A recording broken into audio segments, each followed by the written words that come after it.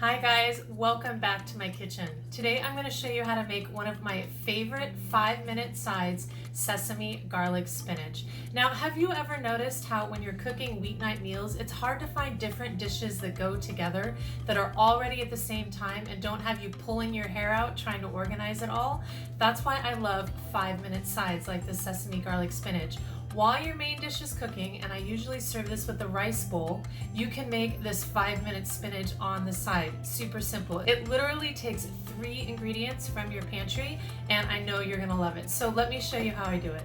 So here I have some baby spinach that I've washed. So it has a little bit of water still clinging to the leaves, and that's important for what we're gonna do here.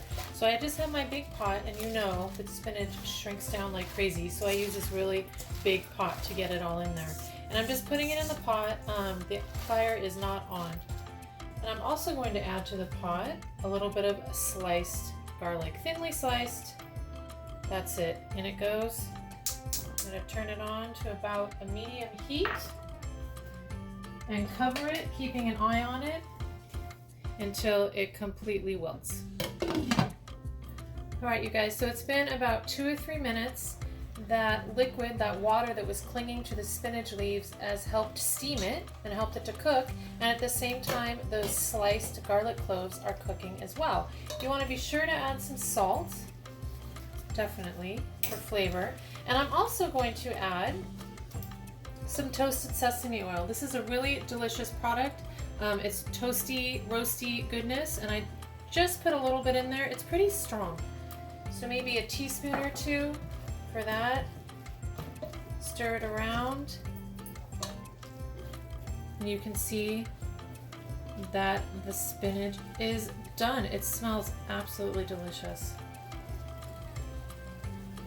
So I'm going to go ahead and lift the spinach out of the pot, leave that liquid behind. It helped cook it, but I don't really want to eat it. You can if you want. There is also some of the oil in there, so I might pour a little bit out. But I don't want all of the water. It'll make it pretty soupy. So I'll just take a little bit of it. If you want, you can drizzle a little bit more of that oil on the top. And then I like to finish with some sesame seeds. Let people know what's in there.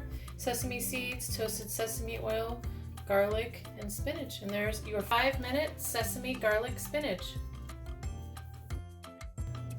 If you make this dish, be sure to leave a comment down below and let me know what you think. And be sure to check out the other 5-minute sauces and sides on my channel. I'll see you next time.